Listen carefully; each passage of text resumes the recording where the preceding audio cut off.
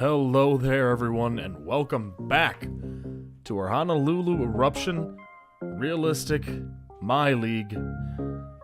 And we're going to start things off today going through the awards. You saw Luka won the MVP. A player named Gus Mullins won the Rookie of the Year, basically by being the only rookie to play meaningful minutes. If you can remember, this whole series was started before the NBA had, or so before 2K had fixed everything, because when 2K21 launched, it wasn't, the next season yet. So we have no Melo, we have no any rookie taken from this last draft, and that's going to finish off all of the awards. Here are your NBA first teams: Luka, Trae Young, Giannis, LeBron, and Joel taking home the first team award. Second team: Steph Curry, James Harden, Anthony Davis, Kawhi, and Jokic. Third team: D'Lo, Dame, KD, Jimmy Butler, and Cat. The Timberwolves team has so much talent, man. It's surprising how they just can't put it all together. All defensive: Paul George, Ben, Giannis, and some other players. Second team: Drew, Chris Dunn. Good for Chris Dunn. AD, Jonathan Isaac, and Rudy Gobert. And here you go. This is going to be funny. A couple of Eruption players on the all-rookie first team. Darren Bailey grabbing one of those spots. And then on the second team, Wenley Chan, Joe Moreland, Ciro Nunley, who did not play a minute in the league this year. Just funny to see. Here's the bracket. I'm going to go Dallas and Brooklyn. That's who I'm going to predict. And let's see. Dallas and Brooklyn. Okay, Brooklyn lost, but Dallas going to 7. All right, Bucks in the middle of getting swept. 4-1. Dallas got swept. Celtics down 3. Ooh. And there we go. 2 7-game conference finals. And then the most storied rivalry in all of college basketball. Most storied franchises, I should say. Going toe-to-toe with the Lakers getting the win and LeBron James grabbing another Finals MVP. Now, in the rules, I want to bring these up. Is there any of these that are interesting, or should the lottery be the same that it is now? I don't know. I wanted to bring it up to you and see what you think. The only one I don't want to do would be like the elimination tournaments. I don't think that's like good for basketball. And the standings here, division winners would get top 3 playoff seeds based on the record. If that's interesting, let me know. We'll put it in the next offseason. And I believe that would be it. Actually, the playoff ruling. Top 8 teams from each conference are seeded 1 to 16. That could be pretty cool, but it's whatever. And I guess 18-year-olds entering the draft. I don't know. Whenever you enable that rule, it seems like there's so many 18-year-olds, so that one might just stay where it's at. Here are the conferences. The Miami Heat, unfortunately, I have nowhere else for them to go. They're just kind of stuck in no man's land with where the expansion teams are from. It just made sense for 3 to be from, to move the Miami Heat out. And I don't know. What do you think? I think they're just going to have to sit there. Here are the odds. 5th best for us at 9.9%. The lottery has officially started, and the Cavaliers are in the top 4. Miami dropping down to number 20. OKC with the 1% chance. And this pick stays with the Thunder. The next pick is the Thunder as well via trades. Let's see. And the Thunder are picking 19th and 18th. Number 17. As it gets closer and closer, in any rebuilds I've ever done. I feel like I have bad luck. You know, I feel like I've always had bad luck doing this as the Wizards. Grab pick 17. Number 16, the Denver Nuggets are staying where they're at. Timberwolves at 15. Are they going to move up? No. Timberwolves staying at 15. The Pacers, almost out of the 1% chances, and the Pacers are staying at 14. All right. Sacramento is staying. Only one team to move so far. Pick 12, the Raleigh Galleon, 1.5% chance. And they're staying at 12. The Galleon getting the 12th pick. That is the first expansion team. The Bulls, number 11, 3.9. No. Staying at 11. Top 10, here we come. Phoenix Suns, 3.9% chance. And the Las Vegas Armadillos have dropped to pick number 10. The Suns in the top 4 with the Cavs, the Ironmen, 5.6%, and they're going to hold on to the 9th spot. Pick number 8, the Pistons, 8.4% chance. Wow. That's not good. This is one of my worst fears, was dropping down even more. Pick 7 goes to the Knicks, which means the Pistons and the Hornets in the top 4, along with the Cavs and the Suns. The Cardinals get the 6th pick, which means the Bison, by default, get pick number 5. Number 4, who's it gonna be? Charlotte Hornets are moving on. Phoenix Suns grab the 4th pick. Number 3. Still the Hornets up there. Turns into the Pistons. Hornets 1 and 2 remaining. The 2nd overall pick to the Cavaliers. And congratulations to the Charlotte Hornets on grabbing the 1st overall pick in this draft. This draft has a lot of talent early on that I think we're now going to be missing out on. And this was my worst fear, was dropping too far away from that threshold. I think 5 was perfect for us. But looking at this, Geno Hutchinson, severe ankle injury concerns. You know, funnily enough, maybe it's not so bad. I was going to draft Geno Hutchinson as Dedrick Kent, the point guard from Texas, drafted 1st overall. Congratulations. And another guard taken, Hunter Stewart from Seton Hall. Did not have him mocked anywhere near the 1 or the 2. Pick number 3, Aja Jean Charles. That was the 2nd player that I wanted, and the Pistons got a good one. Pick number 4, Phoenix Suns are taking Ruben Langford, a fantastic scoring guard from Syracuse. He's going to fit in nicely. Pick number 5, the Bison take Yi Shan Ha, the 6'8" wing from Japan. And if they make the right free agency signings, that could be a pretty deadly team. Pick 6, Cardinals are taking Adonis Parrish, the 4 from Loyola. Sister Jean probably happy for him. Here we go, the New York Knicks. And they take Geno Hutchinson. Now, apparently, they weren't concerned about him having abdomen issues. Maybe we dodged a bullet. So what does that mean for the Honolulu eruption?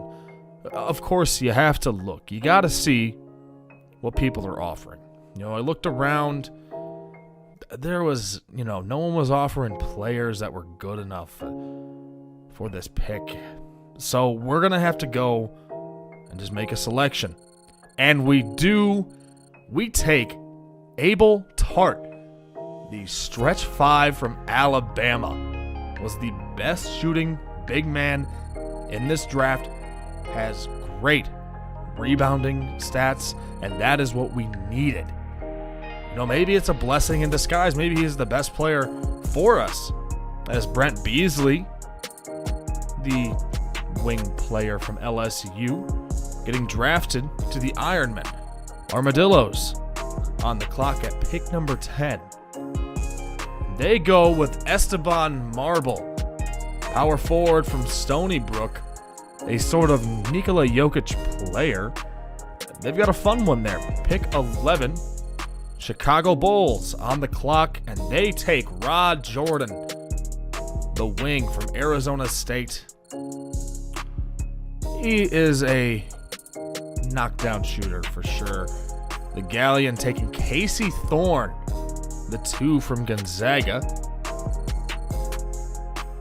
Kings here taking Keith Riley.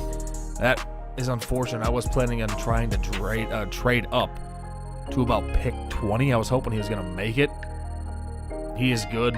He is very fast, an offensive-minded guard as the Pacers take Sebastian Goodwin. But yeah, I was planning on making 2 first-round picks. Did not happen.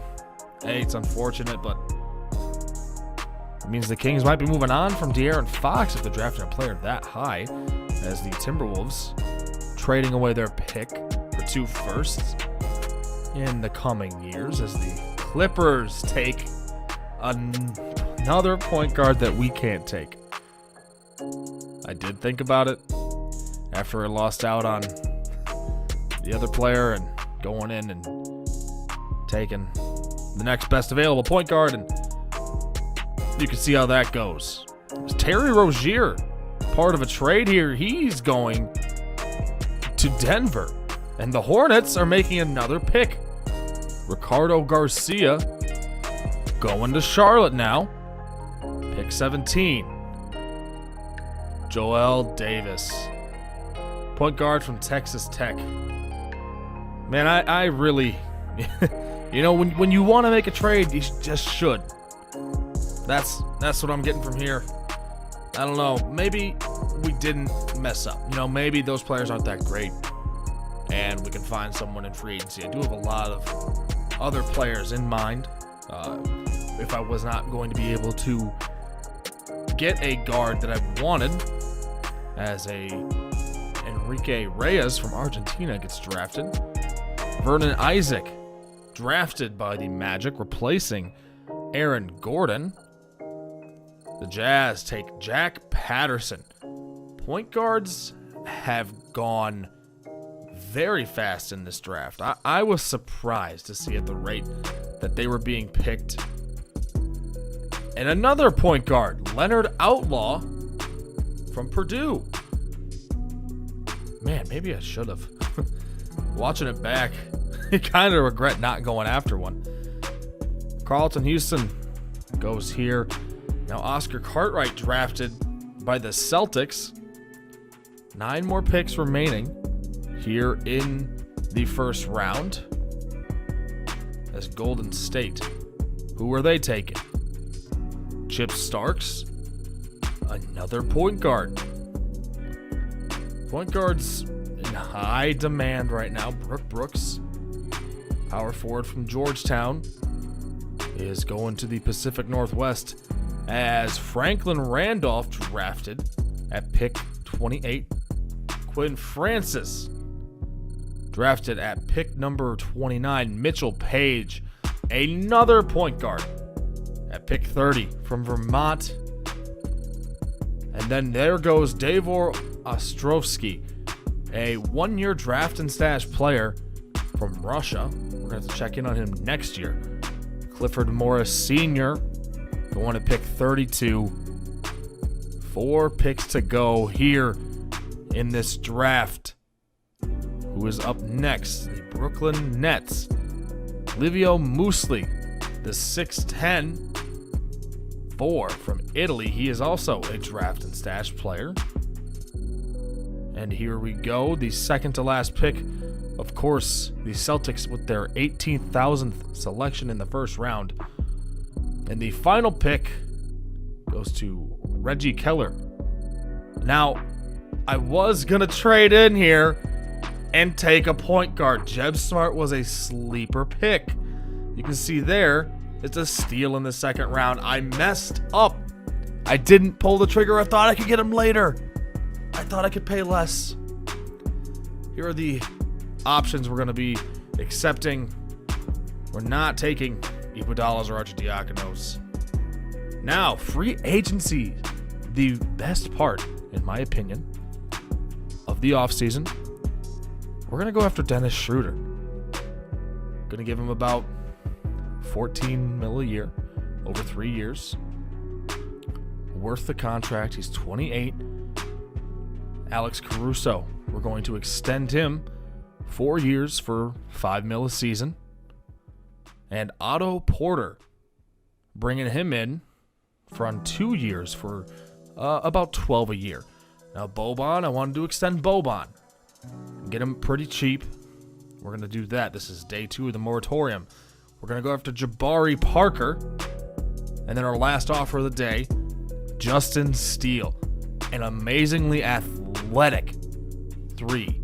We're going to give him a 3+1 team option on like a Lou Dort type contract. And here we go. Dennis Schroeder is accepting. Caruso accepting. Porter accepting. Boban, Jabari, and Justin. All of them. Getting all of them. Day 3. Jeb Smart. They did not pick up his contract. Lou Dort deal. Multiple years at a very low price point for an instant offense type player that we need. Now Iguodala, I did offer him 1 year for $5 million. And they all accepted. Every contract that we put out accepted. Except for Lonzo Ball. No one put an offer out on Lonzo Ball. I checked. This was the highest offer he had gotten. Right here. A 1 year, $6 million contract. And he thought I slapped him in the face. Called him the worst player of all time. I couldn't believe it. And I offered him the most by like a wide margin. Whatever, Lonzo. Here's your progressions for this year. Not that many. Aaron Gordon goes up 2. Schroeder has gone up in some departments. Is an 80 overall. Jabari Parker went up 1 overall. Caruso 1. Ty Jerome up 3. Taurean Prince up 1. Abel Tart, a 74 overall. Myers Leonard, Iguodala, Boban, all dropping a little bit, but Ciro Nunley up 3. But I couldn't believe Darren Bailey didn't go up at all. We played like half the season last year. We only have 1 training. So, Abel Tart to untapped potential does not go up, but that's okay. Now, I did want to get rid of Taurean Prince. And I figured, send him. Someone can take that contract.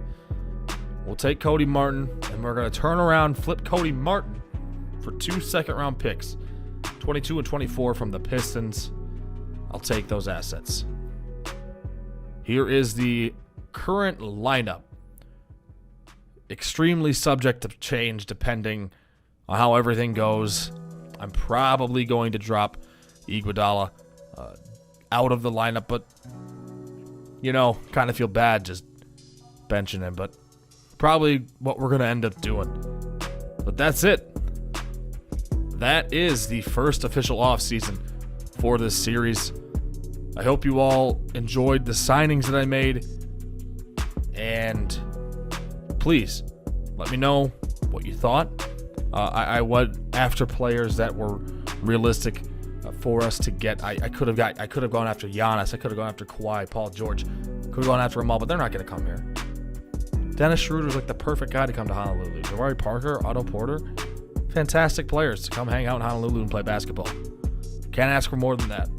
But anyways, guys, that is all the time that we have for this video. If you could please leave your comments, any suggestions on stuff that I brought up. Would love to hear your thoughts. Always love interacting with everyone. Please also don't forget to leave a like on this video. It helps people see these videos, puts them in the algorithm, so people who watch this type of content will get it, and it helps the channel grow. It helps